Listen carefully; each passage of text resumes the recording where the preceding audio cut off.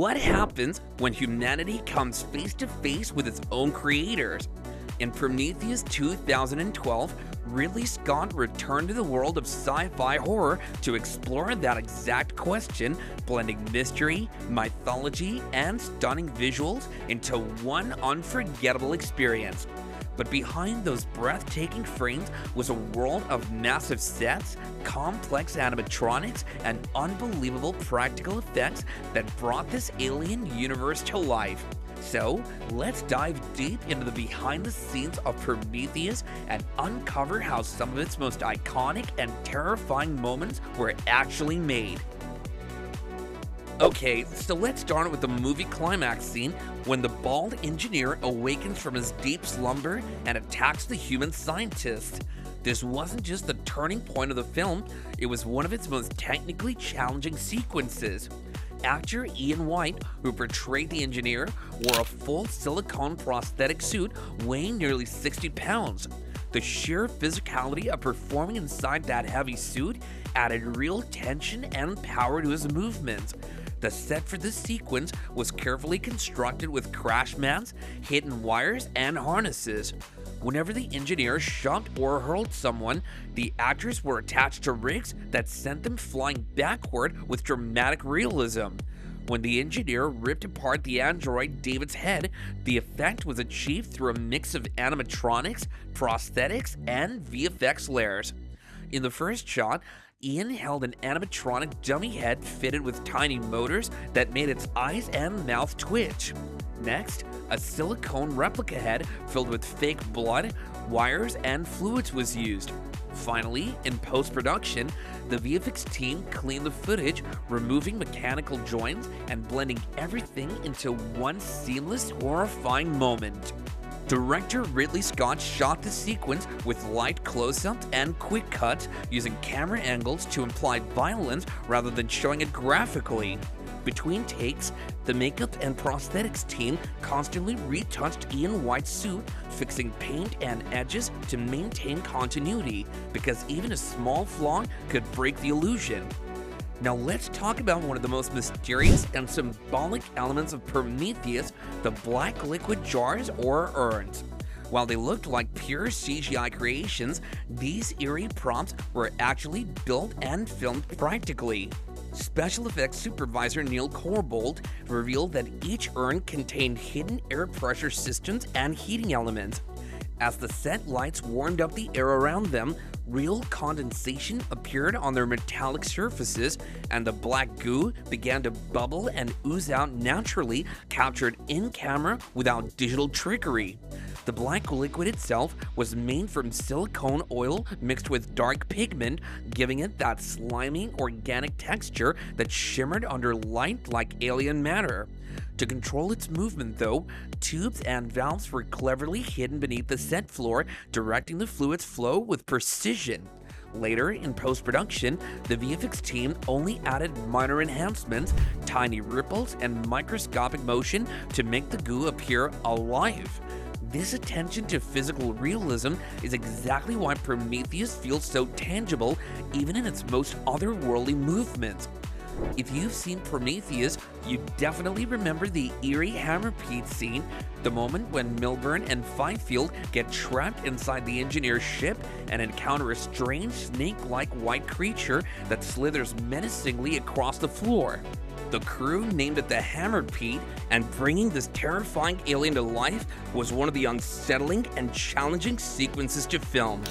To create the hammerpede, the filmmakers didn't rely on CGI alone. Instead, they built multiple practical puppets for different kinds of shots. One version was designed specifically for close-ups, with a highly detailed, flexible head and mouth capable of expanding and revealing the inner jaw. Another smaller puppet was used for scenes where the creature wraps around the actor's arm, giving the illusion of a living, constricting organism. For the moment when the hammerpede strength snapped Milburn's arm, a mechanical prosthetic arm was created so the break could be shown practically right in camera. During the attack sequence, the film crew used practical liquid effects to simulate the aliens' acidic blood, which was later digitally enhanced by the VFX team to show realistic burning and melting surfaces. Once the physical puppetry was complete, the team at Moving Picture Company digitally scanned the practical model to build a CGI variant of the hammerpede. The VFX artists meticulously added micro muscle movements, subtle skin translucency, and the fluid motion of veins under its surface, giving the creature a disturbingly lifelike presence. And finally, the scene where the hammerpede forces itself into Milburn's mouth was fully computer generated. As you can see on screen in this BTS clip, it was designed to blend seamlessly with the preceding practical shots, making the audience genuinely believe that this grotesque alien was real. When the human crew first steps inside the mysterious alien ship, it feels like they're walking through the halls of an ancient temple. That's because the entire set was practically built at Pinewood Studios, England, under the vision of production designer Arthur Max. Ridley Scott wanted the ship to feel both futuristic and sacred, something that blended advanced technology with a divine ancient atmosphere. So the art team designed the interiors using a mix of cathedral architecture and biomechanical alien aesthetics. The massive chamber featuring the giant humanoid head statue wasn't CGI, it was a full-scale physical structure. Every corridor, wall, and platform was built for real so the actors could explore it physically. As Charlize Theron said in an interview, the entire ship was built. Every wall, every button, every hallway, everything was real. That realism changed the actresses' performances. When you can touch and walk through your environment, your reactions automatically feel authentic. The set's surface textures were inspired by NASA spacecraft interiors combined with ancient stone patterns. The art department coated the walls with dust, algae, and fossil-like residue, giving the impression of a place untouched for thousands of years. Each console on set was fitted with interactive LEDs and working screens so that when the crew pressed buttons, real lights flickered and responded. Nothing was faked later in post-production. Lighting was deliberately designed with greenish and golden tones, evoking both alien mystery and ancient majesty. In Prometheus, the mysterious engineers were portrayed as towering godlike beings. Their flawless marble-like skin and emotionless expressions made them look divine and have alien-like presences. But behind that mesmerizing look was a grueling transformation process for the actor who played the role. The engineer, as we said earlier, was portrayed by Ian White, who is a 7-foot 1-inch actor and stuntman known for his imposing physique. Ridley Scott wanted someone who could command the screen without saying a word, and Ian fit that vision perfectly. The makeup and prosthetics were designed by Connor O'Sullivan and a skilled prosthetic team who created a multi-layer silicone prosthetic system to give the engineer his distinctive otherworldly look. The process began with several separate silicone pieces: forehead, cheekbones, chin, and neck connectors, each applied individually to ensure maximum detail and mobility. Once all the pieces were in place, a ball silicone head cap was added to completely hide the actor's hairline. The cap was painted and airbrushed to match the same pale marble-like tone of the skin, giving that cold statue-like perfection. After application, makeup artists spent hours blending every scene using fine brushes and airbrush techniques so that the prosthetics looked like real skin under the camera. Subtle translucent paints were layered to give it a slightly living translucent quality. Veins and pores were faintly visible under the skin, just like human skin. Ridley Scott specifically instructed the team to avoid any monster features. He didn't want the engineers to look grotesque or demonic. Instead, he wanted them to look like ancient gods, powerful but serene, as if carved from stone. The result was a perfect embodiment of humanity's mysterious creators, beautiful, intimidating, and eerily calm. One of the most disturbing and unforgettable moments in Prometheus is the scene where Dr. Elizabeth Shaw, played by Noomi Rapace, performs emergency surgery on herself to remove an alien creature growing inside of her. The sequence is so visceral and horrifying that even today it's considered one of the most realistic body horror scenes ever filmed, and surprisingly, most of it was done practically, not digitally. Director Ridley Scott wanted the entire scene to feel claustrophobic and real. To achieve that, the production team built a full-sized med pod, a futuristic surgical capsule complete with functioning mechanical arms, LED panels, and robotic tools. Everything you see on screen actually existed physically on the set. Noomi Rapace truly performed inside that pod, reacting to moving mechanical parts that were manually operated in real time by the crew. For the surgery shots, a lifelike prosthetic torso was attached to Noomi's body. The prosthetic was filled with layers of silicone flesh, fake organs, blood tubing, and hidden animatronic mechanisms. When Shaw uses a laser scalpel to cut herself open, she was actually slicing into that prosthetic torso, and the only CGI used later was the glowing laser beam and a few enhanced internal movements. The small alien creature, that squid-like organism busting out of her abdomen, was a combination of animatronics and puppetry. Inside the prop creature were mechanical rigs and wire controls operated by multiple puppeteers.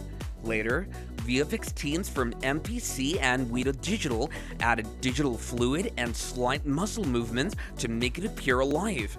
Ridley Scott shot the scene using handheld cameras with quick, jerky cuts to create a panicked, immersive atmosphere. The tight framing and chaotic camera work made viewers feel trapped inside the pod with Shaw, unable to escape the horror. In interviews, Noomi Rapace revealed how physically exhausting this shot was. She had to scream, writhe, and physically struggle inside a small confined space covered in fake blood for multiple takes. But the result was nothing short of iconic, which was a perfect blend of practical craftsmanship, raw performance, and masterful direction. Another unforgettable sequence from Prometheus is the eerie lab scene where the scientists bring back the severed head of a dead engineer for analysis, but during research, the head suddenly comes alive and explodes moments later. But the amazing part of the scene, this wasn't a digital creation. It was one of the most complex animatronic props ever built for the film. The production team created a life-size silicone and foam latex head designed to perfectly replicate human textures. When the head begins to react during the experiment, twitching, gasping, and slowly coming to life, every moment was manually controlled in real time by puppeteers. Even the tiny muscle spasms and blinking eyelids were practical effects captured on set. As the head starts to overheat and fluid leaks out of its skin, the special effects team used blood pumps and gel systems to make liquid ooze through small pores. This gave the illusion of veins bursting and tissues reacting violently to the experiment. Later, computer engineers added minor digital enhancements, amplifying some facial convulsions, but the core of the scene remained purely practical, and the result was hauntingly believable. One of the most iconic and horrifying moments in Prometheus is the giant trilobyte, the monstrous starfish-like creature that bursts from Elizabeth Shaw's body and later clashes with the engineer. Behind the scenes, this creature was a masterclass in animatronics and practical effects. Before the full-scale build, sculptors created a miniature clay maquette to finalize the anatomy, proportions, and texture. This served as a reference for molding and constructing the final animatronic beast. The creature's outer skin was crafted from translucent silicone and layered latex, giving it that disturbingly realistic, wet, fleshy appearance. Beneath that surface lay a structure of foam and urethane to support the tentacles and body mass. Inside each tentacle, engineers placed steel rods, cables, and pneumatic systems that allowed puppeteers to move them in real time, creating lifelike undulations and slithering motions. Artists added subtle details like veiny patterns, molded textures, and iridescent paint, giving the trilobyte a fleshy-born look, pale and slimy under the set lights. For wide and fast-moving shots, CGI extensions came into play. Digital artists added fluid tentacle motion, realistic slime drips, and surface deformation to make it look as if the creature was truly alive. The seamless blend of practical plates and CGI made the sequence terrifyingly believable. Ridley Scott wanted the creature to feel both mechanical and organic, and that fusion gave the trilobyte its hauntingly mesmerizing presence on screen. In the film's final confrontation, where the trilobyte attacks the engineer, the stunt performer playing the engineer was strapped into a wire harness, allowing the tentacles to pull and wrap around him. The wide shots combined a full-scale puppet with CGI extensions, while the close-ups, especially when the creature's mouth latches onto the engineer's face, were fully computer-generated. In post-production, the VFX team refined every frame, from the tentacle suction effects to the pulsating skin texture. The result? A scene that perfectly balanced realism and horror, bringing Ridley Scott's nightmarish vision to life.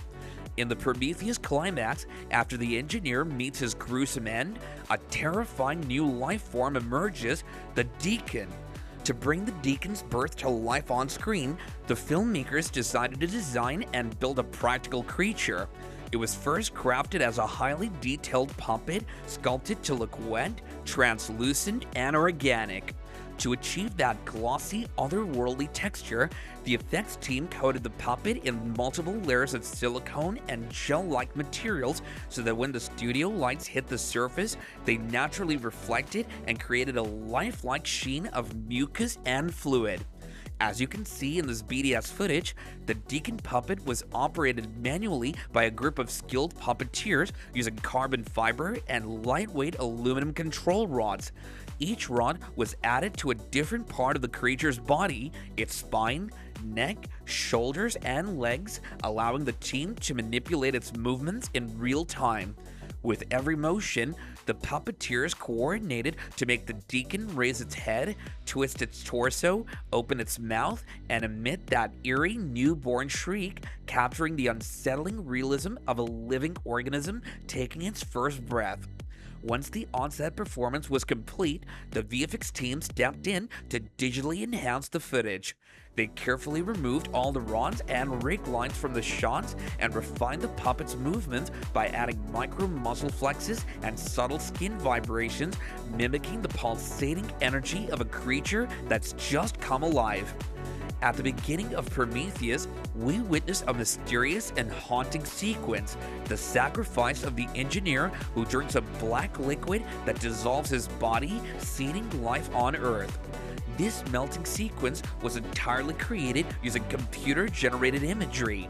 The visual effects team meticulously simulated the breakdown of the engineer's DNA, turning his body into a swirling stream of organic particles that dissolve into the waterfall below. Each detail, from the cracking of his skin to the disintegration of his molecular structure, was digitally crafted to illustrate the concept of creation through destruction. It was a perfect example of how VFX was used not just for spectacle, but to serve the film's deeper philosophical message.